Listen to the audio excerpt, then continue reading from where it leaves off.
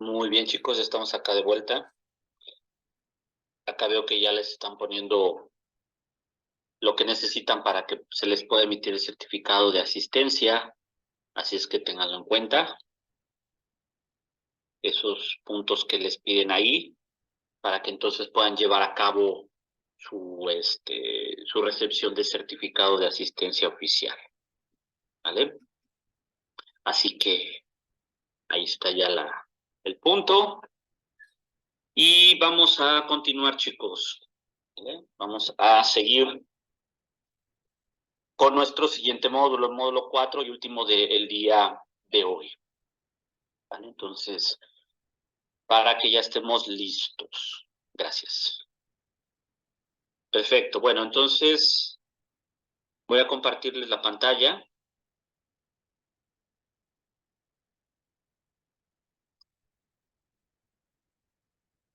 Ahí está ya. Ya le estoy ahí compartiendo. Sí. Voy a poner la presentación.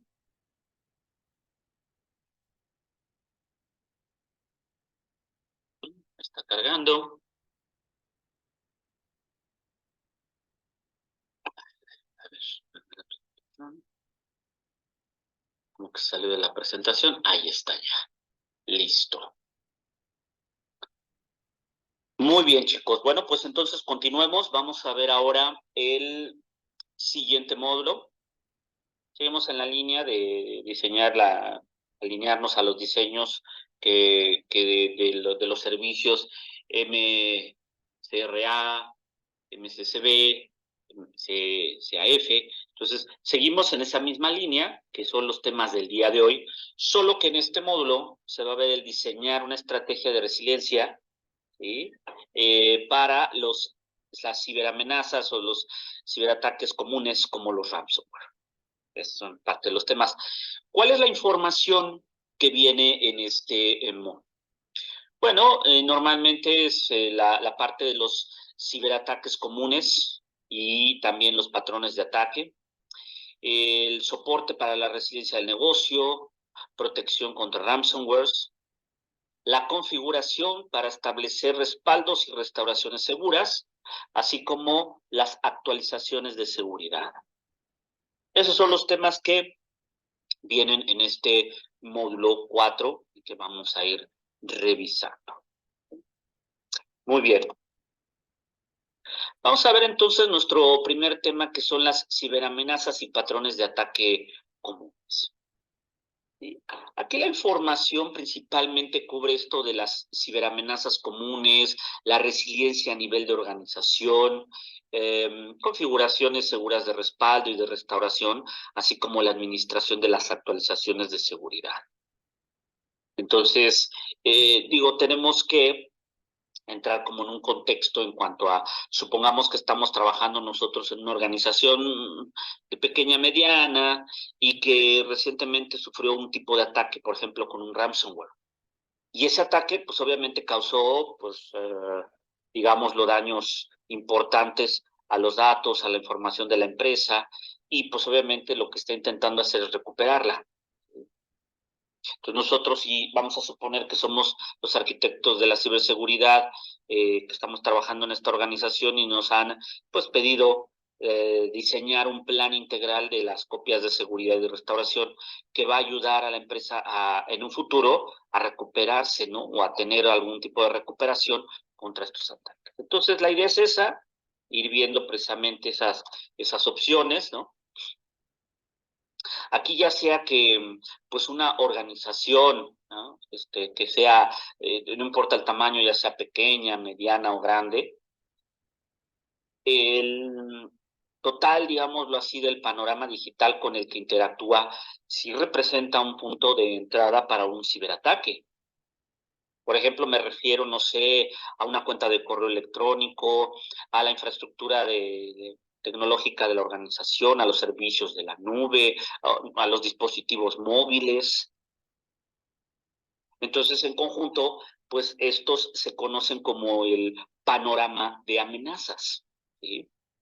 Pues sí, porque son activos que son propensos a alguna amenaza, algún ataque. al tener en cuenta nosotros este panorama de amenazas, pues podemos abarcar más que solamente nuestros sistemas o los dispositivos móviles. También podemos incluir algún otro elemento que sea propiedad de la organización, o vaya, que esté administrado por la empresa, ¿no? Entonces, precisamente esa es la intención. Ahora, existen un concepto llamado vectores de ataque. ¿Qué es un vector de ataque? Digamos lo que es un punto de entrada o una ruta de entrada para que un atacante obtenga acceso a un sistema. Eso es un vector de ataque. Ajá. Entonces, ejemplos, como ya decíamos, puede ser el correo electrónico, que de hecho yo creo que es uno de los vectores de ataque pues, más comunes, ¿verdad? ¿Por qué? Porque los threat actors o los ciberdelincuentes, como les quieran llamar, lo que hacen es enviar correos electrónicos que en apariencia, ¿sí? Se ven legítimos y eso hace que los usuarios, ¿verdad? Pues interactúen con él, ¿no? O sea, como que lo ven que sí es legítimo e interactúen con él. ¿Sí? Y claro, ese correo electrónico podría incluir, a no ser un archivo que se tenga que descargar o un enlace que venga tachado y que, pues bueno, pues obviamente se seleccione, ¿no? Ese es un... Y claro, a la amenaza que venga ahí con el archivo o bien el enlace, pues se puede implementar en el dispositivo, ¿no? Otra, pues, por ejemplo, las unidades extraíbles, los medias, ¿no? Por ejemplo, ahí un atacante puede utilizar algún media como una USB o algún otro tipo de opción, no sé, alguna tarjeta de almacenamiento, ¿eh? Sobre todo para comprometer el dispositivo. Sí, vamos a suponer que el atacante puede cargar ahí en esta, no sé, la USB, un código, ¿no? Ahí para que luego cuando se envíen a los usuarios, ¿no? Vamos a suponer que diga, pues fue un, no sé, es un ejemplo. Fue el usuario a un evento y tuvo ahí un obsequio, ¿no? Una USB que le regalaron. Entonces puede ser que a lo mejor cuando la mete está él implantando ahí también esa amenaza, ¿no? Otra puede ser a través del navegador. Por ejemplo, los atacantes pueden utilizar sitios web sospechosos, ¿no? O alguna extensión del navegador para lograr que los usuarios descarguen algún software en el dispositivo. Y entonces ese dispositivo pues ya se empieza a comprometer, ¿no? Se ve comprometido, proporcionando a lo mejor un punto de entrada o algo así para que el atacante pueda ingresar y robar datos o hacer algún otro tipo de ataque. Otro de los aspectos, los servicios en la nube. Aquí, comúnmente, las organizaciones dependen más de los servicios en la nube para los procesos y negocios diarios, ¿no? Ahí los atacantes pueden, pues, comprometer recursos o servicios, pues, mal protegidos, que no los tengamos protegidos correctamente en la nube. Vamos a suponer que un atacante podría comprometer una cuenta en un servicio en la nube y obtener el control de cualquier recurso o servicio, ¿no? Dependiendo, claro, del nivel de acceso que tenga esa cuenta. O otro elemento, los que les llaman los insiders, digámoslo que son los empleados dentro de una organización, también estos pueden servir como vectores de ataque en un ciberataque, ¿sí? ¿Por qué? Pues puede ser a lo mejor una acción intencionada, o sea, sí tener una intención, o bien sin una mala intención. Ahí el empleado se convierte en puede ser una víctima de un ciberdelincuente que se hace pasar por una persona, no sé, que a lo mejor tiene cierta autoridad para obtener acceso no autorizado al sistema, ¿no? Sí, eso es una forma de ingeniería social que se puede también establecer como un ataque, como una amenaza. Entonces, a esos son los vectores, digámoslo así, que deberíamos identificar, ¿no? Ahora bien, ¿qué son las violaciones de seguridad? Cualquier ataque que dé como, pues llamémoslo así, como resultado que alguien obtenga acceso no autorizado a los dispositivos, entonces en este caso eso se considera, por supuesto, como un ataque o como una violación de seguridad. Entonces, bueno, estos ataques de seguridad o violaciones se presentan de diferentes formas también. Pueden ser, como ya mencionaba hace un momento, los ataques de ingeniería social, en los cuales se puede suplantar la identidad, ¿no? De un usuario y este que está suplantando, pues por supuesto no está autorizado, es el atacante, ¿no? La intención que tiene él es el ganarse la confianza del usuario autorizado, haciéndose pasar por una persona, como ya decía, de autoridad, y para que éste le pueda brindar información, ¿no? Otro, pues puede ser ataques al navegador que está utilizando el usuario. Es pues en el equipo que está utilizando el escritorio, ¿verdad? A través del navegador cuando ingresa hacia Internet. Existen también ahí vulnerabilidades de seguridad en el navegador que, pues, si es que las tiene, puede ser un impacto significativo dentro de estas opciones. Ajá. Entonces, desde luego, ahí ya se puede establecer ese tipo de opciones, ¿no? En las cuales digas, bueno, pues a ver, el navegador a lo mejor sí tiene esos huecos y está el usuario en Internet a través de puede ser un elemento fácil de ataque a través de ese medio. Ajá, entonces, bueno. Otro ataque también muy común es el ataque de las contraseñas. Y este se lleva a cabo cuando alguien intenta utilizar una autenticación, ¿no? Con una cuenta, obviamente, que está protegida con una contraseña, pero la intención del atacante es robar esa información. Ahí comúnmente el atacante utiliza algún tipo de software para poder llevar a cabo este proceso y descifrar, ¿no? O tratar de adivinar la contraseña, ¿no?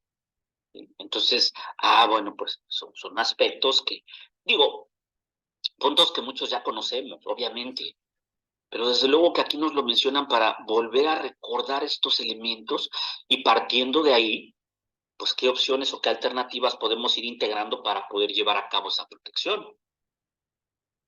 Otro activo, obviamente muy importante que un atacante intenta robar o obtener, pues son los datos, ¿no? La información. La violación de los datos se lleva a cabo cuando un atacante obtiene acceso, ¿sí? A esos datos. Entonces, claro, bueno, pues a partir de ahí, cuando el atacante logra, ¿sí?, un hueco, una brecha de seguridad, comúnmente, pues a lo que va, su objetivo es la información, ¿sí? Porque pues sabe que esta información puede ser sensitiva o importante para la organización, ¿sí? Entonces, si hablamos de una seguridad eficiente de los datos, puede hacer que un atacante obtenga acceso y control de esa información. Y claro, sabemos que la información es, yo creo que el activo más importante de la empresa. Entonces, esto tendría graves consecuencias, sobre todo para la organización, para la empresa.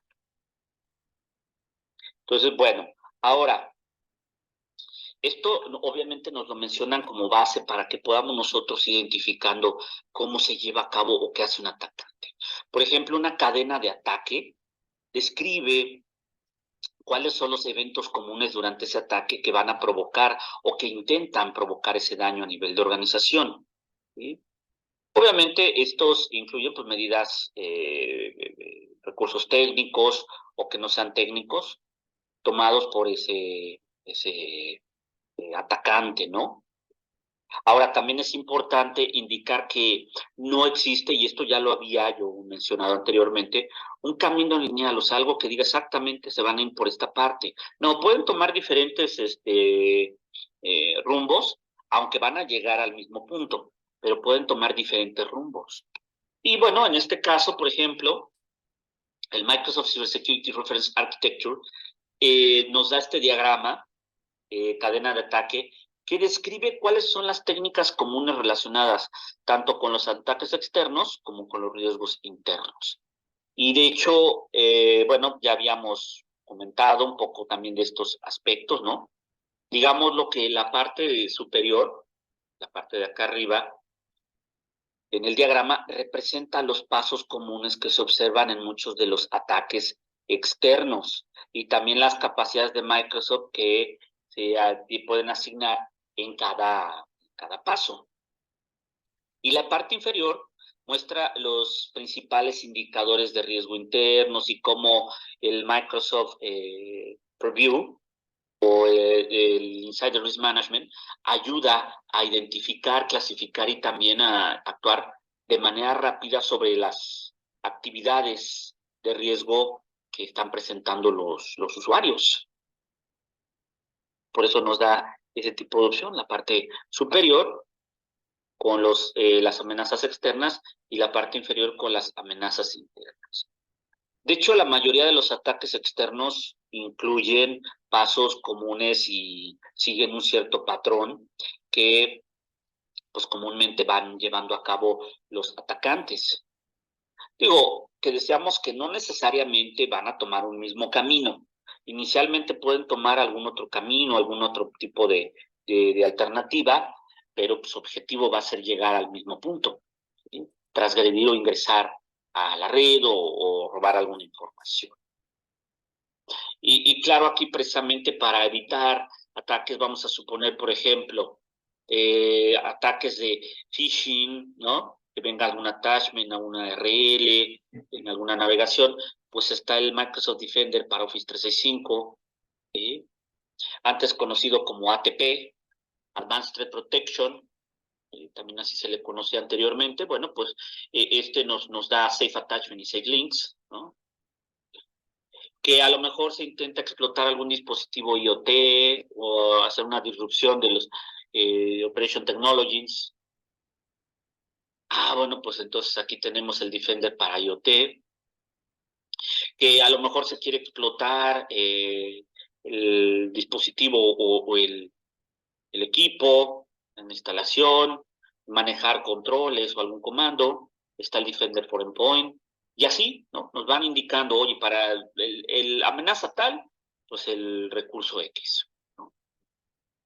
Por ejemplo, ataques de fuerza bruta contra alguna cuenta, el robo de alguna identidad o de credenciales, pues podemos utilizar el Azure AD Identity Protection, que por ejemplo a lo mejor en este caso se va a llevar a cabo ataques a nivel de los datos o de la información en alguna aplicación, ¿sí? Pues está el Defender for Cloud Apps, y así sucesivamente nos van indicando las opciones que se pueden llevar a cabo.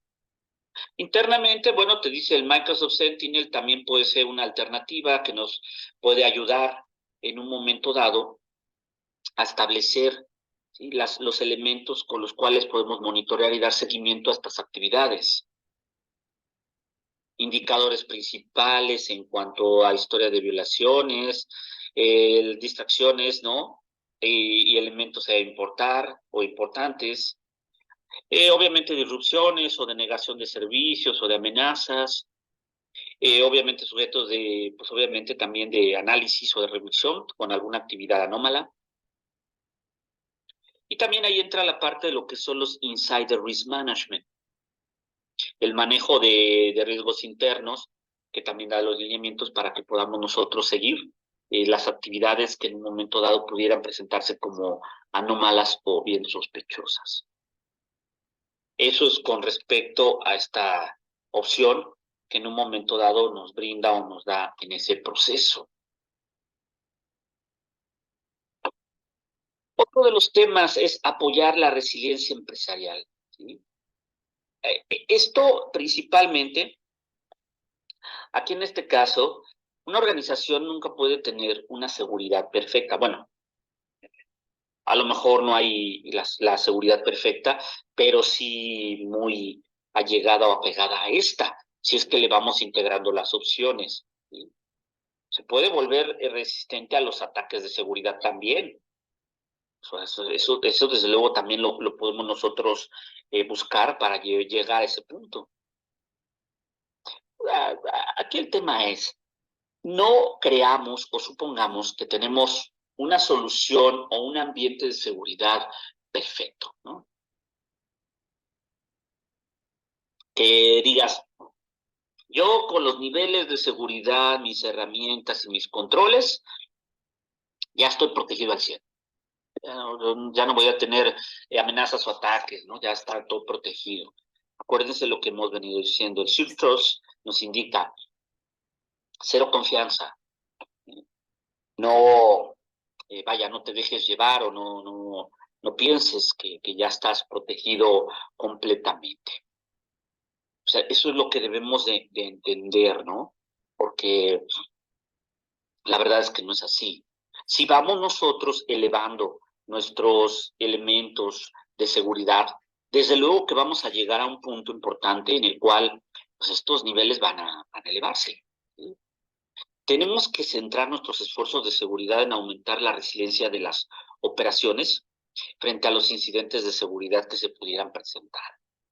Obviamente estos esfuerzos pues, pueden ayudarnos a reducir los riesgos y permitir mejoras continuas en la postura de seguridad y las capacidades para poder responder de mejor manera a los incidentes. Entonces la resiliencia pues también requiere de adoptar pues una visión sobre todo que, como ya decía, nos presuponga o nos indique que hay una brecha o que hay un hueco de seguridad. Desde luego que se necesita pues invertir continuamente durante todo el ciclo de vida del riesgo de seguridad, actividades, tiempo y demás, ¿no? Para llevarlo a cabo. ¿Sí? Ahora, antes de un incidente, ¿qué tenemos que hacer? Vamos, antes de que se presente algo. De entrada, tenemos que mejorar continuamente la postura de seguridad y también la capacidad de la organización para poder responder a un incidente. Entonces ahí la mejora continua de la postura de seguridad sobre todo va a ayudar pues de cierta manera limitar las probabilidades y el impacto que un incidente, ¿verdad?, de seguridad nos genere. Entonces, ahora sí que como se dice, prevenir, ¿no? Ahora, ya durante el incidente, bueno, hay las operaciones que deben de continuar durante el incidente. Obviamente, incluso si están no sé, definidas por área o por algún equipo que los lleve a cabo. ¿Sí? Entonces, durante el ataque, pues obviamente se tiene que actuar lo más rápido posible. Entonces, porque sí, pues imagínense, ¿no? Llega a ocurrir que se genera o se lleva a cabo el ataque y no estamos preparados, y eso qué impacto va a tener en nuestra operación. Entonces, sí, desde luego, ¿no? Ahí hay que priorizar, hay que identificar las opciones para poder llevarlo a cabo. Entonces, ¿qué se tiene que hacer? Proteger las operaciones críticas. Si se ven, en este caso, con alguna amenaza, pues todos los esfuerzos deben centrarse en proteger, ¿sí? Y dar continuidad a las operaciones. Es como, por ejemplo, ¿en qué caso pondríamos? Vamos a suponer un hospital. Pues, imagínense, en un hospital pues existen pacientes, ¿no? Algunos pacientes pueden estar más enfermos que otros, o por ejemplo, vamos a suponer que algunos pacientes los estén operando, ¿no? Entonces, pues como saben, cuando se lleva a cabo una operación, pues los equipos de soporte, como por ejemplo los de ventilación, los de esto, lo otro, dependen de la energía eléctrica, ¿no? Entonces imagínense que se va la energía, ¿no? Y yo no tengo un sistema excelente que me ayude a continuar con la operación. Le voy a decir al paciente ahí que le estoy haciendo una operación no sé, pecho abierto, que quieran ahí. Y no, pues espérate, vamos a esperar a que regrese la luz porque pues, no tenemos un sistema de respaldo, ¿no? O un sistema de energía continua, ¿no? Espera, pues no. No, nosotros tenemos que seguir, porque pues imagínense, una vida, pues ahí es crítico el asunto, así que pues obviamente necesitamos encontrar los elementos que nos ayuden a tener esa resiliencia para que lo más pronto posible podamos recuperar. En este caso, pues no te preocupes, ahorita ya va a entrar la fuente, ¿no? La energía ahí. Okay. Bueno, pues unos segundos y entra la fuente de respaldo ahí de energía, ¿no? Pues, y continuamos, ¿no? Entonces, y esa es la intención. Entonces, pues obviamente esa es la idea. Por ejemplo, aquí nos dicen, también tu organización se tuvo que adaptar a cambios inesperados en los ambientes de negocio. Por ejemplo, cuando salió lo de la pandemia, lo del COVID, pues obviamente las organizaciones tuvieron que tener esa resiliencia, ¿no? Porque, pues imagínense que digan, no, pues ¿sabes qué? Pues, no podemos trabajar porque pues se detenieron las operaciones de manera presencial, se detuvo ahí la operación, no, tuvo que ser resiliente, tuvo que dar esa continuidad en la operación, decir, bueno, a lo mejor de manera presencial no podemos estar acá, pero si desde casa vamos a mandar los trabajos, vamos a continuar, entonces a eso se refiere, ¿no? Y si tenemos un método que nos ayude a este proceso, pues la recuperación va a ser lo más pronto posible y el impacto va a ser menor. Eso es precisamente lo que se quiere llegar o a lo que se quiere buscar dentro de estas opciones. ¿Ah? Entonces ya decíamos, durante el incidente, antes del incidente, ¿no? Ya mencionábamos, antes del incidente, bueno, mejorar continuamente nuestra postura de seguridad y la capacidad que tiene la organización para poder responder, ¿no? Esta parte. Durante el incidente, bueno, pues ahí remediar de manera rápida, ¿no?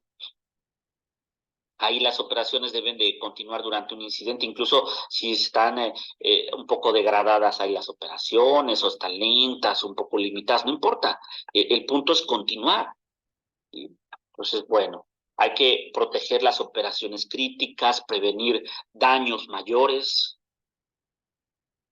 Después del incidente, ya si las operaciones resultan dañadas durante un ataque, la reparación debe de comenzar de manera inmediata para poder, en este caso, bueno, pues restaurar esas operaciones comerciales esas operaciones, perdón, de funcionalidad, digamos, lo común, la manera más rápida posible. Entonces, bueno. Y después, digamos, los feedbacks de retroalimentación, ¿no? ¿Sí? Esto básicamente puede ser que un atacante repita otros ataques que pues han encontrado que sí les funciona, ¿no? Entonces, los atacantes aprenden también a atacar a las empresas y se van dando cuenta de todas estas vulnerabilidades. Entonces, si nosotros ya vamos también aprendiendo de estas amenazas o de estos ataques que se fueron llevando a cabo, pues nos va a dar también ese soporte para poder seguir con esa operación. Entonces, obviamente esa es la idea, ¿no? La resiliencia de la seguridad, o sea, hablando específicamente de estos aspectos, ¿sí? eh, qué nos dice, no? Principalmente se centra en respaldar la resiliencia del negocio. ¿A qué nos referimos? Bueno, básicamente que nos permita, la empresa, pues se pueda innovar y se adapte de manera rápida al ambiente empresarial que está cambiando también de manera constante. La seguridad siempre debe de consistir en buscar, pues obviamente, formas que nos ayuden también a ir innovando y mejorando nuestro.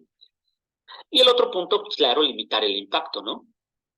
La probabilidad de interrupciones antes, durante y después del ataque, pues a ti. Entonces, esos son puntos importantes que debemos de identificar. ¿Sí? Porque, pues obviamente, digo, pues la idea es que tengamos nosotros pues, elementos que nos ayuden a, vaya, como he venido mencionando, llevar a cabo una eh, protección más o un seguimiento más proactivo para pues, prevenir de cierta manera la mayoría de los ataques o amenazas.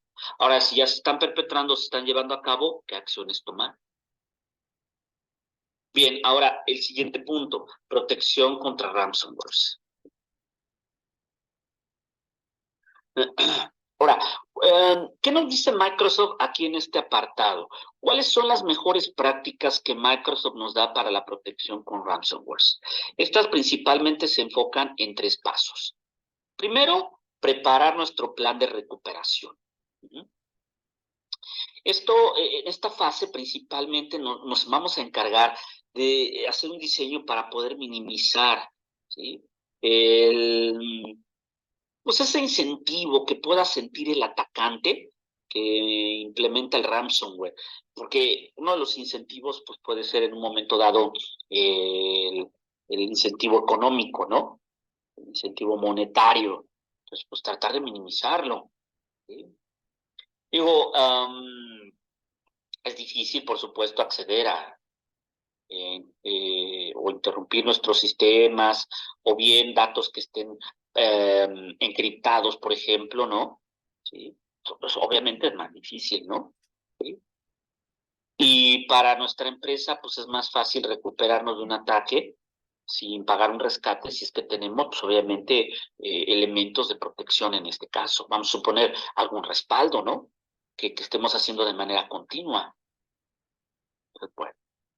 El otro paso sería limitar el alcance del daño. Así, aquí nos dicen, obviamente, proteger con roles privilegiados, ¿no? Como que es el punto primordial de esta fase o de esta etapa. ¿Sí? Obviamente aquí la idea es hacer que pues, el atacante no la tenga nada fácil, ¿no? Trabaje mucho más para poder obtener acceso a los sistemas críticos, ¿no? Para el negocio, a través de asignar roles privilegiados. Sí, vaya a limitar la capacidad que va a tener el atacante para que pueda tener acceso privilegiado, ¿no? Entonces, bueno, ese es otro punto ahí. La fase 3 vendría siendo que hacer que sea fácil, que sea difícil ingresar o generar estos ingresos. ¿Sí? O sea, incrementar, en este caso, por ejemplo, la remoción de los riesgos. Eh, digamos lo que este último grupo de tareas es importante también para poder aumentar la protección en las entradas, que digo, a lo mejor nos puede llevar un poco de tiempo, sobre todo para poder completarlo en el viaje de seguridad, pero sí muy importante. El objetivo de esta fase principalmente es hacer que el trabajo del atacante sea mucho más complicado mientras intenta tener acceso. Y al complicarle, pues obviamente si tenemos nosotros controles que nos notifiquen, pues vamos a tener obviamente una protección. Es como, por ejemplo, vamos a suponer en su casa, ¿no? Vamos a suponer, ahí en su casa. Ustedes ponen, obviamente, pues, cerrojos para candados y demás para pues, cerrar sus puertas, su casa y demás opciones, ¿no? Pero adicionalmente ponen una cámara de vigilancia, ¿verdad? Entonces, ¿qué pasa, por ejemplo, cuando pues, un ladrón intenta ingresar a la casa? Pues intenta abrir la cerradura, ¿no?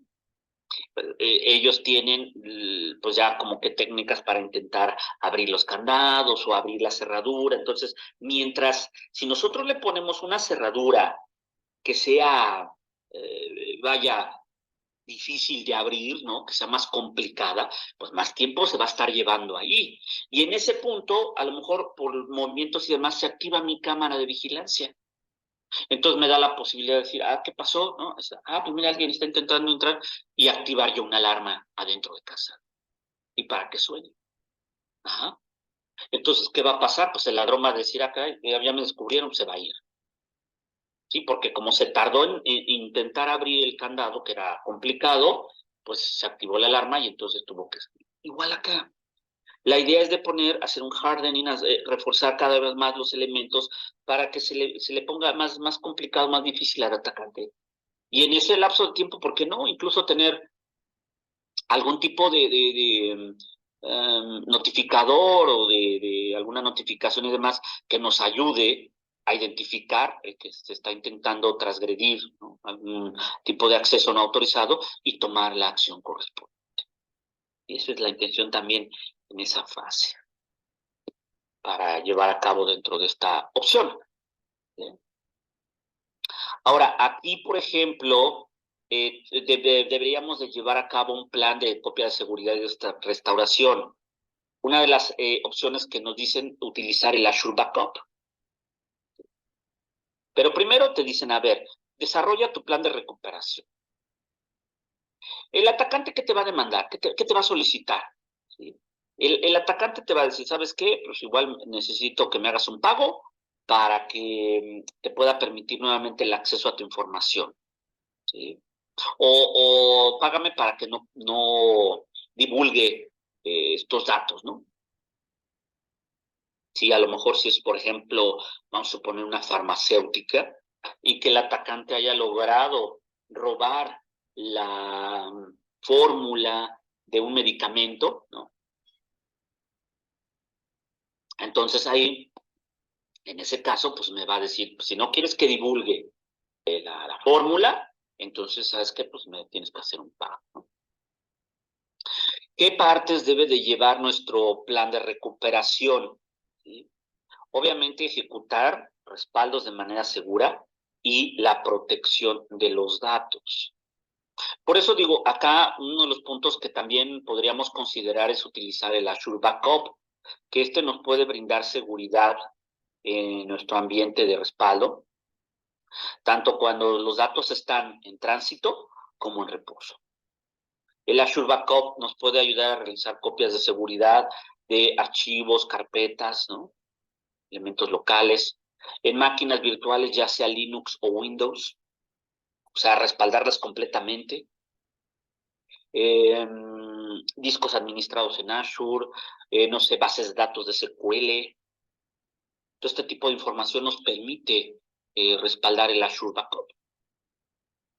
Así que, bueno, los datos de las copias de seguridad se guardan en los almacenamientos de Azure. Y ya sea un invitado, obviamente un atacante, pues no tiene un acceso directo al almacenamiento de las copias de seguridad ni a su contenido, por supuesto. Entonces, pues obviamente si tenemos una copia de seguridad de una máquina virtual, pues la creación y el almacenamiento de este snapshot, ¿no? De la copia de seguridad se realiza mediante la estructura de Azure, donde pues igual lo mismo, tanto el invitado como el atacante no tienen obviamente actividad para poder llevar a cabo ahí con esa información. Y de hecho acá está, ¿no? Las opciones. Aquí, por ejemplo, nos podemos ir a las opciones con la parte de lo que es el Azure Backup, ¿sí? Nos podemos ir aquí, por ejemplo, al Backup Center.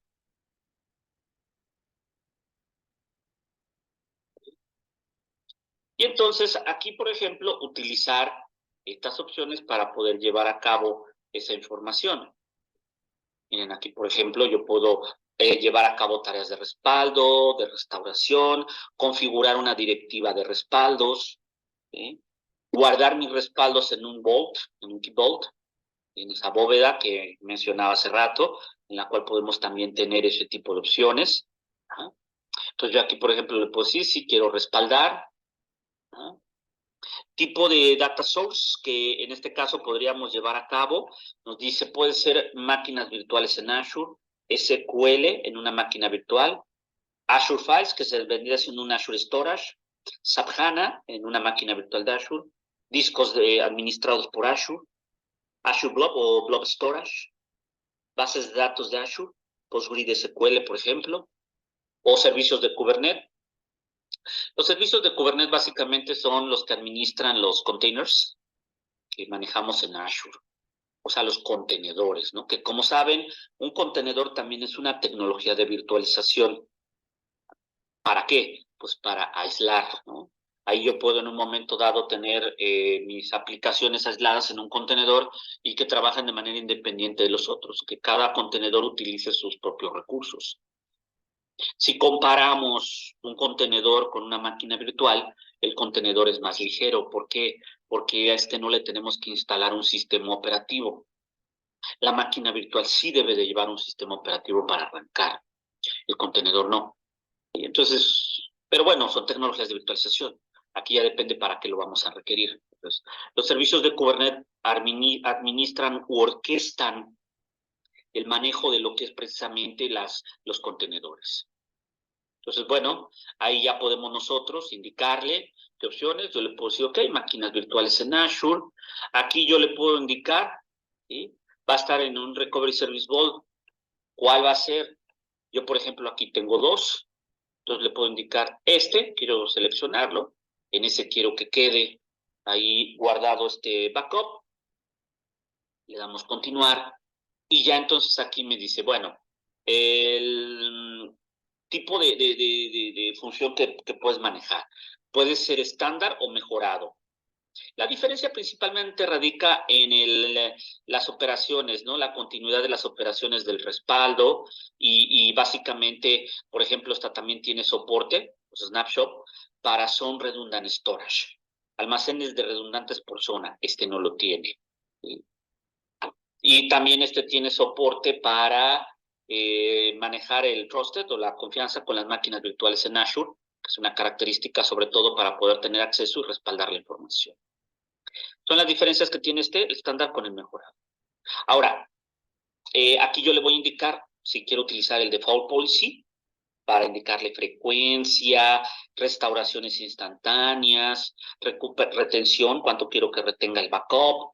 Eso lo dicta este default policy, esto ya tiene estos valores. Pero si yo quiero otros valores, le genero una nueva directiva. Y entonces ahí ya le pongo los parámetros que quiero que tenga mi backup. La frecuencia, cuánto quiero que respaldos guarde, con cuánto tiempo, toda esta parte, ¿sí? Yo ahí se lo voy indicando, la retención y demás, y ya la genero. Bueno, obviamente le tengo que dar el nombre de la directiva, la genero, y entonces ya aquí la cambio, ¿no? Ya aquí ya no le dejo el default policy, ya le pongo la que haya yo creado, ¿no? Y entonces van a cambiar aquí los parámetros. Y ya. Aquí te dice, ok, agrega las máquinas virtuales. Entonces yo aquí voy a seleccionar mi o mis máquinas virtuales para que sean estas con las que va a hacer el respaldo y ya lo habilito. Y se va a ejecutar en los tiempos que haya indicado la directiva del backup. Es una alternativa, es parte de las opciones que en este caso nos piden llevar a cabo, ¿no? Para ejecutar. Nos dicen, ok, desarrolla un plan de recuperación. A ver, maneja unos respaldos seguros. Aquí los respaldos, obviamente, los estamos manejando en Azure, en la nube. Pero se guardan, obviamente, dentro de este Vault, ese Keep Vault, en el cual, pues, obviamente, como ya hemos mencionado, los datos en reposo quedan protegidos, ¿sí? Quedan guardados ahí en esa parte, ¿vale? Entonces, acá, por ejemplo, voy a entrar al Keep Vault. Acá está. Voy a entrar a para las opciones. Aquí, por ejemplo, dentro de las opciones de settings, en el keyboard, tenemos la opción,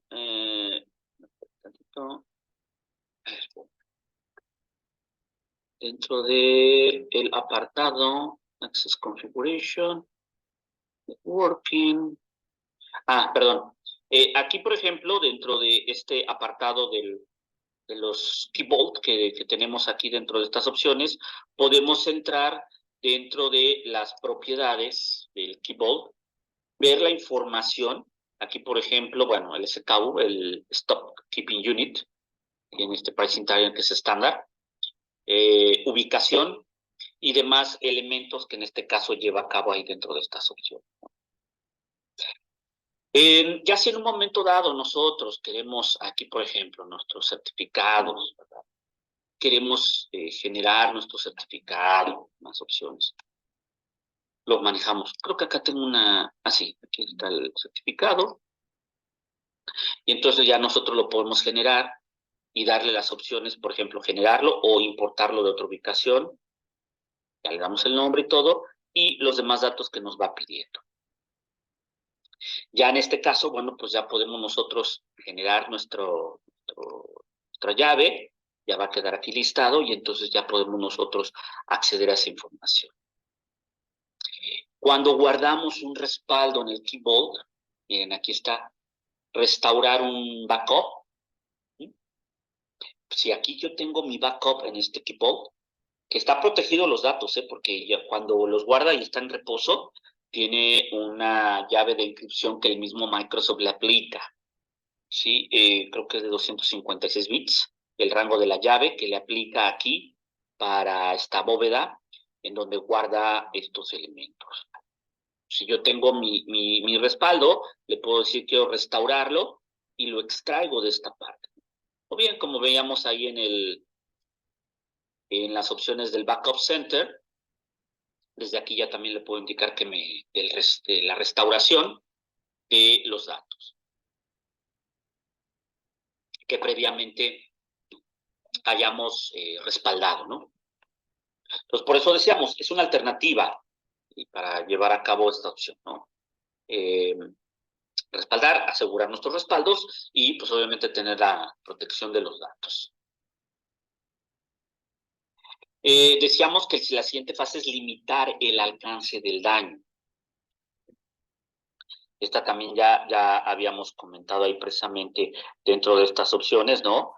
Que, pues obviamente la intención es de hacer que un atacante trabaje mucho más para que éste pueda obtener acceso a los sistemas críticos, ¿no? Y esto, pues, que nos ayude, obviamente, ¿verdad?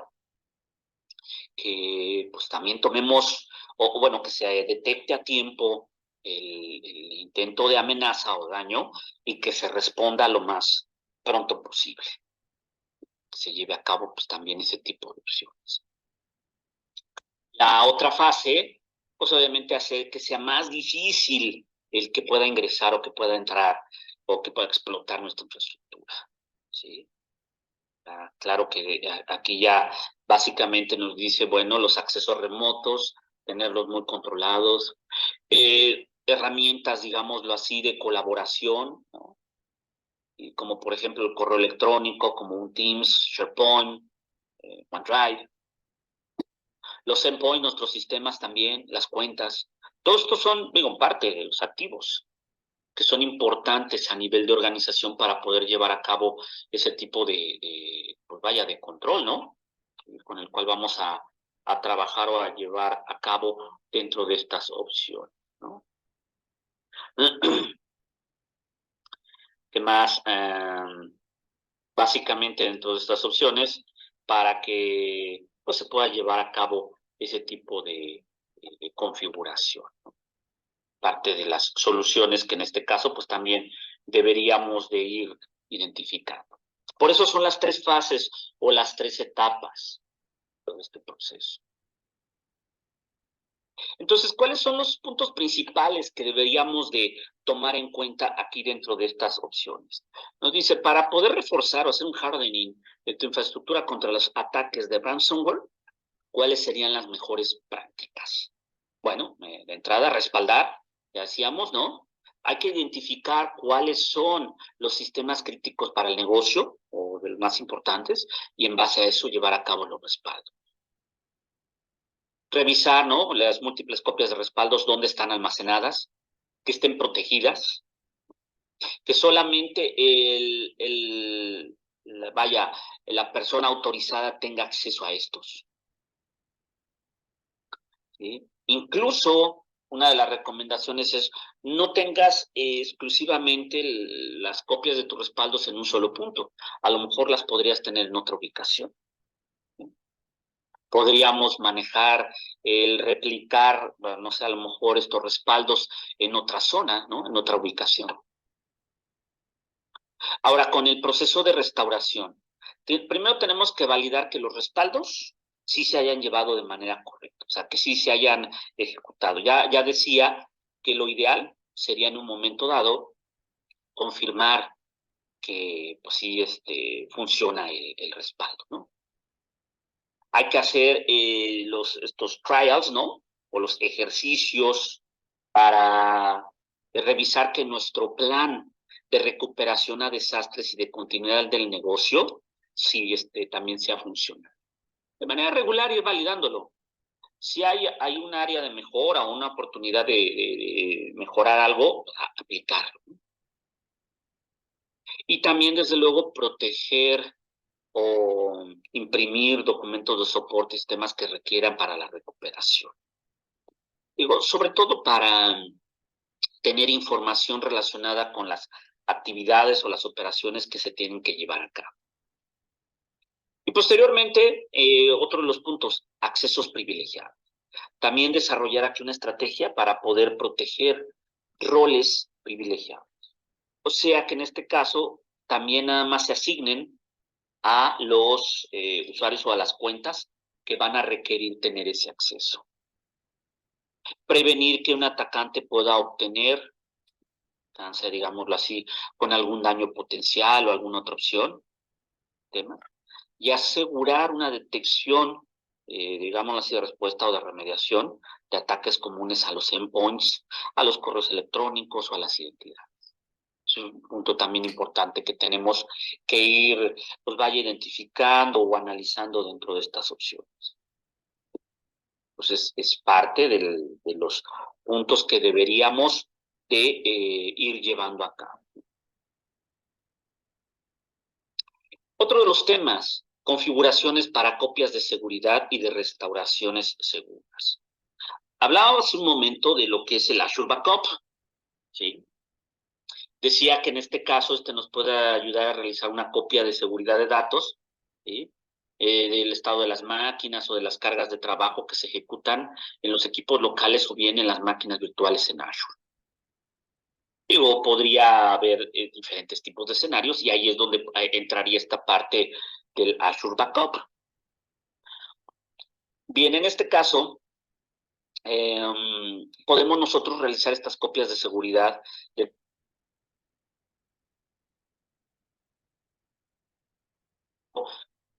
realizar una copia de seguridad de las máquinas locales. Sí, por ejemplo, ahí también nosotros le podemos realizar una copia de seguridad de las máquinas de Windows directamente en Azure mediante el agente del Azure Backup. ¿Sí? Se le conoce como el MARS. MARS significa, si mi memoria no me falla, Microsoft Azure Recovery Services. Y ahí, en este caso, ahí sí para ese agente con Linux no es compatible, solamente es con Windows. Entonces se puede realizar una copia de seguridad también de las máquinas locales en un servidor, ¿no? De copias como por ejemplo en el DPM, en el Data Protection Manager del System Center, ¿no? Y luego se puede realizar una copia de seguridad del servidor respaldado en un almacén de recuperación, por ejemplo en Azure, también. O sea, puede ser otra alternativa. También se pueden realizar copias, o sea, respaldos de las máquinas virtuales en Azure, también se puede llevar a cabo ahí con estas opciones. Entonces, vaya, hay alternativas. Aquí en este caso no solamente es ejecutar o llevar a cabo el respaldo de las máquinas virtuales en el ambiente on-premise, digo, perdón, en la nube, sino también en el on-premise, ¿no? Si, por ejemplo, que yo diga, a ver, quiero hacer un backup, ¿no? Aquí. Quiero realizar un respaldo, ¿no? A lo mejor quiero manejar una configuración aquí para el backup. Déjame, voy aquí al backup.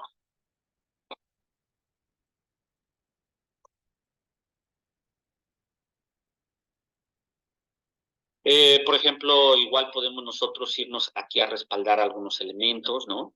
Sí. Y también podemos ir llevando a cabo estas opciones. Como decíamos, podemos darle el Azure Backup. En este caso, bueno, pues igual, bueno, la documentación no, me voy a ir aquí con los backups. Backup Vault. Bueno, ahorita podemos crear aquí la opción para poder respaldar. Por respaldo. Backup Item.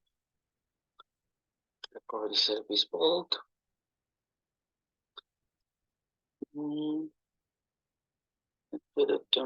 Ok.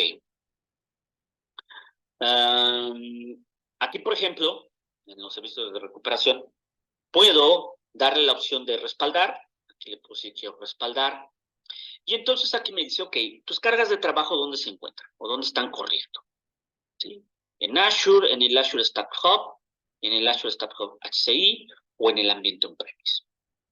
Como decíamos, bueno, si le digo en Azure, bueno, pues ok. ¿Qué quieres respaldar? Bueno, pues máquinas virtuales, Azure File Shares, SQL Server o SAP HANA. Entonces, bueno, pues ya le indico qué opción y entonces ya le doy aquí respaldar y no, pues me va a pedir que le configure los parámetros, que agregue la máquina virtual, que en este caso, bueno, pues ahí ya podemos llevar a cabo. Bueno, ok. Tiene que estar en la misma región de la máquina, no tengo aquí, pero bueno, ahí la seleccionamos, ya queda agregada y lo llevo a cabo.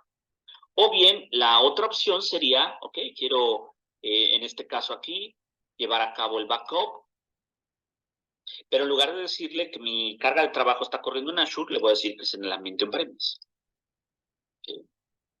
Entonces ahí ya también puedo yo con esta herramienta, con esta solución en Azure, respaldar mis cargas de trabajo en el on-premise.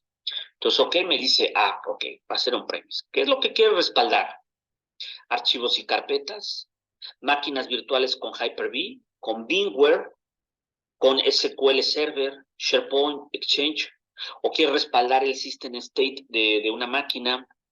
Ya ven que el System State es el grupo de elementos en un equipo dependiendo del rol que está ejecutando esa máquina. Si, por ejemplo, yo selecciono System State y le digo que va a ser un ejemplo, ¿no? De un controlador de dominio, me va a respaldar registry, componentes, el sistema, me va a respaldar ¿cómo se llama? Los servicios de directorio y demás.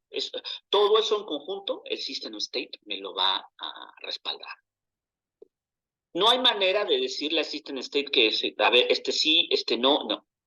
Cuando selecciono el System State, todo eso que les comento va a respaldar de la máquina que yo le indique, ¿no? Por eso les digo, dependiendo del rol que ejecute ese equipo. Bueno, entonces ahí ya nosotros le decimos, o una recuperación bare metal, desde cero. O sea, el equipo tuvo un daño ya mayor y hay que recuperar todo completamente, entonces pues hay que respaldar todo, ¿no? Hacer un bare metal recovery, ¿no? Bueno, entonces aquí yo ya le indico, bueno, pues sabes que quiero que sea, no sé, máquinas virtuales con Hyper-V, archivos y carpetas, no sé, allá le voy seleccionando, ¿no? Pero aquí el punto está en que tengo que preparar mi infraestructura, ¿sí? Preparar la infraestructura significa que tengo que descargar el agente, ¿no? El Azure Backup Server, tengo que descargar este agente, digámoslo así, e instalarlo en los equipos donde quiero llevar a cabo los respaldos, ¿sí? Porque este va a ser el intermediario con el cual voy a indicarle qué es lo que se tiene que respaldar, con qué frecuencia, etcétera, etcétera, para que pueda llevar a cabo esa operación, ¿eh? Entonces, a eso se refiere preparar la infraestructura. Descargo el agente, lo instalo en los equipos donde voy a llevar a cabo el respaldo y ya continúo con la operación. Programo, ¿no? Para que quede ahí establecido. Eso es lo que tenemos nosotros que ir llevando a cabo en esa parte, ¿vale? Por eso decíamos, el Azure Backup no solamente me da la posibilidad de respaldar en la nube, sino también en el ambiente on-premise, archivos, carpetas, equipos o máquinas virtuales, ya sea servidores, clientes, etcétera, ¿no? Y entonces ahí ya tenemos esa opción para llevar a cabo ese procedimiento. Bien, entonces eso es parte de las operaciones que en este caso tendríamos que ir llevando a cabo este proceso. Entonces, aquí está precisamente lo que decíamos, podemos tener escenarios de respaldo solamente en la nube. A ver, voy a respaldar y se va a guardar estos respaldos en la nube. Ahí los vamos a tener precisamente, incluso se pueden sacar snapshots, o sea, instantáneas, para poder tener como una copia adicional de estos datos, esta información. Entonces, claro, bueno, pues hay opciones que se pueden llevar a cabo. El Azure Backup, como decíamos, almacena los datos respaldados en bóvedas, ¿sí? Las bóvedas de los Recovery Service y de respaldo, ¿sí? Esa bóveda, por decirlo así, es una unidad de almacenamiento en línea en Azure que se usa para guardar esta información como copias de seguridad, los recovery points, o sea, los puntos de recuperación, ¿sí? Todo este tipo de información. ¿Qué características tienen estas bóvedas, estos vaults? ¿Sí? De entrada, pues nos ayudan a que los datos estén protegidos, que estén seguros, ahí con los respaldos que estamos llevando a cabo, ¿sí?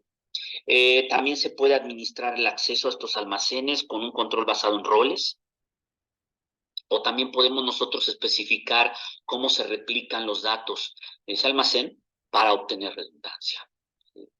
Aquí la redundancia puede ser un almacenamiento local redundante, esto que le llaman LRC, Locally Redundant Storage.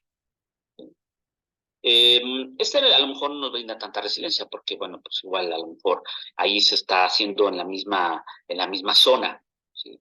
Pero también podemos manejar un almacenamiento con redundancia geográfica, ¿sí? Esto le llaman GRS, Geographic Regional Redundant Storage, para poder protegerte también con interrupción de alguna región. Pues que en la región donde estaban los datos tiene un inconveniente, están replicados en otra región, entonces desde ahí también los puedo acceder. Entonces, son opciones también que en un momento dado podemos nosotros, en un momento dado, ir llevando a cabo, dependiendo de los escenarios. Por ejemplo, también puede ser respaldos en escenarios híbridos, como ya lo veíamos hace un momento. Puedo respaldar información en la nube, pero también puedo respaldar datos de mi ambiente on-premise, archivos, carpetas, una otra opción ahí que necesite respaldar. Entonces, los escenarios, pueden variar, pueden cambiar ahí dentro de estas opciones, así es que, pues bueno, son elementos que en este caso podríamos nosotros ir llevando a cabo. Entonces, bueno, pues igual ahí, ¿cuáles son los elementos principales en configurar un backup y un restore? Bien, principalmente hace referencia a la parte de lo que son los servicios de recuperación en Azure, los Azure Recovery Services, que es donde estaba aquí. Aquí están las opciones de recuperación. Estamos con los Recovery Service Vault. Aquí tengo creado un elemento de recuperación e incluso no solamente puedo hacer un respaldo de las máquinas virtuales en un sitio, sino también incluso, bueno, perdón, de una sola ubicación, sino también puedo manejar o habilitar un site recovery. O sea, copiar esa información a otro sitio, a otra ubicación. Y, por ejemplo, las máquinas virtuales, ¿no? Entonces, que tiene un inconveniente, puedo habilitar el site recovery para que entonces en ese otro sitio tome la operación. Hagan de cuenta como si fuera un clúster de failover, nada más que a nivel site. Entonces, que este sitio tuvo un inconveniente, se genera un failover, ¿sí? al otro sitio donde está la copia de los datos y se activa la información para que continúen los usuarios accediendo a los datos. Que ya recuperamos el sitio principal, ¿no? Donde está la información, ¿sí? Pues le puedo dar un failback, ¿sí? Para regresarle la operación al sitio principal y ya que continúe con la operación. Entonces, no solamente es a nivel de máquinas virtuales o de archivos, carpetas ahí, sino también incluso a nivel de sitio. Eso me lo da precisamente también estas opciones. Entonces ahí está precisamente esta parte de los servicios de recuperación, el Azure Backup Server, BPM, que es una solución que también podemos utilizar, sobre todo en el ambiente on-premise. BPM es un módulo o un elemento del System Center. Para, si es que tengo la licencia, puedo utilizar, perfecto, pues entonces también puedo llevar a cabo ese tipo de opciones, ¿no? A manejar ahí.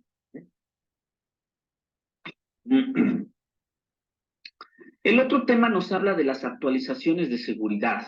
¿Sí? Perdón. Muy bien. Ahí. Agua. Bien. Podemos utilizar el Update Management en Azure, con la automatización, para poder administrar las actualizaciones de nuestros sistemas operativos, de las máquinas virtuales Linux y Windows, ya sean Azure o también que sean máquinas físicas o máquinas virtuales que tenemos en el on-premise, ¿sí? O bien en este caso, por ejemplo, en otros ambientes de nube, ¿sí? Porque también no es exclusivo nada más de que puedo actualizar mis máquinas nada más de Azure, ¿no? También en otros servicios de nube. Entonces, nos puede ayudar a evaluar también de manera rápida el estado de las actualizaciones disponibles y administrar el proceso de instalación, ¿sí? Obviamente de las actualizaciones que se requieran, ¿no? Que se lleven a cabo ahí dentro de esa parte. Entonces, bueno, pues igual ahí podemos nosotros ir llevando a cabo este tipo de opciones. Ahí este diagrama nos muestra cómo el Update Management evalúa y aplica las actualizaciones de seguridad a todos los servidores de Windows o bien de Linux que estén ahí conectados. El Update Management lo que hace es que se integra con los registros que tiene el Azure Monitor para almacenar evaluaciones de actualización y también los resultados de la implementación de estas actualizaciones, ¿no? Desde, como decíamos, desde máquinas que tengan asignadas en Azure o bien que no estén en esa. Pues para recopilar estos datos, la cuenta de automatización y del área de Log Analytics están vinculados. Y también aquí se requiere un agente de Log Analytics para Windows y Linux en la máquina y configurarlo para que pueda indicarle, ¿no? Cuál es el equipo que va a utilizar para estas actualizaciones. De hecho, el Update Management admite la recopilación de información sobre las actualizaciones que tiene el sistema de los agentes dentro de un grupo de administración en el SCOM, en el System Center Operations Manager, ¿sí? Y bueno, pues obviamente ahí ya va a ir recabando o recolectando la información que se va a obtener precisamente para ese tipo de actualizaciones. Las máquinas asignadas al Update Management lo que hacen es informar qué tan actualizadas está según la fuente con la que se les configuró la sincronización. Entonces, ahí las máquinas de Windows pues deben estar configuradas para poder informar. ¿Sí? Oye, a ver, estas son las actualizaciones. Ahí también puede entrar el WSUS, el Windows Server Update Management. ¿Sí? El Windows Server Update Services, perdón, para indicar, ¿verdad?, que por medio de él, cuáles son las actualizaciones que tienen los clientes y pues, cuáles son las que les harían falta, ¿no? Pues bueno. Además, pues ahí es donde entra, por ejemplo, también con SCOM para reportar cuáles son los equipos que están actualizados y cuáles son las opciones que en un momento dado se llevaron a cabo para ese proceso. Aquí, por ejemplo, pues también podemos llevar a cabo cuáles son los puntos principales del Azure Update Management. El evaluar y aplicar las actualizaciones de seguridad, ¿no? De todos los servidores Windows y Linux conectados. Revisar, por supuesto, también el parcheo del sistema operativo de las máquinas virtuales. Hay que recordar que cuando hablan del Virtual Machine Guest, el Guest Operating System, hace referencia al sistema operativo de la máquina virtual. También estos hay que revisar que estén actualizados, ¿no? Son puntos importantes. Y en la arquitectura, bueno, pues tener soluciones que nos puedan dar la información para saber cómo va ese proceso en cuanto a la parte de las actualizaciones. Parte de la información que se tiene que llevar a cabo dentro de ese proceso. Muy bien. Con esto terminamos la teoría del módulo 4 y último del día de hoy, chicos. Digamos lo que el tiempo restante, pues igual a lo mejor, si les pueden hacer llegar, como ya les decía, a lo mejor ahí los case study, los casos de estudio, pues también con eso pueden en un momento dado dar seguimiento a los temas que estábamos viendo en un escenario que les puedan plantear, ¿no? Y ya terminar con la sesión, o bien, no sé si haya alguien que tenga que realizar alguna actividad y que ya tenga que desconectarse, ¿no? Entonces, pero hasta aquí estaremos llegando con los temas que nos corresponden el día de hoy. Mañana continuaría mi compañero con la siguiente sección, el siguiente Learning Path, con los módulos correspondientes. ¿Vale, chicos? Daniela o Jimena, no sé si tengan algo más que comentar. De acuerdo, sí, señor. Permítame por favor un momento. Ok. Perfecto, muchas gracias. Súper. Y necesito un poquito doble. Perfecto, muchas gracias.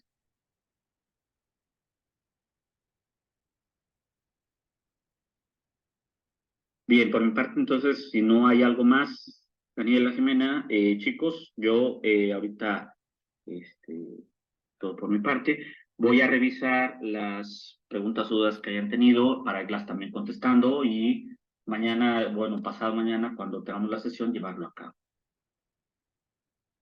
Ah, miren, aquí nos están compartiendo la información, excelente. Muy bien, muchas gracias, chicos. De acuerdo. Muchas gracias, inspector Gerardo. Les agradecemos a todos su asistencia y participación. Solicitamos su apoyo para contestar la encuesta del primer día que publicaremos en los mensajes destacados. IT College, Intelligent Training, ULED y Compo Educación tienen una oferta diversa para todos los referentes cursos a seguridad de Microsoft en la nube. Los invitamos a todos a que pregunten por la oferta educativa que tenemos para ustedes. Los esperamos mañana para concluir, para seguir, perdón, con nuestro entrenamiento en fuerza. Recuerden el horario: México de 8 a 3 p.m., Colombia de 9 a 4, Argentina de 11 a 6 y Puerto Rico de 10 a 5. Recuerden completar la encuesta que dejamos en el chat. Es muy importante que la diligencien porque tendremos en cuenta eso también para emitirles el certificado de asistencia. Con respecto a las grabaciones, las podrán visualizar en el mismo enlace en el cual se conectan a las clases. ¿De acuerdo? Eso sería todo. Que tengan un excelente día. Gracias a todos, chicos. Muy buena tarde, buenas noches.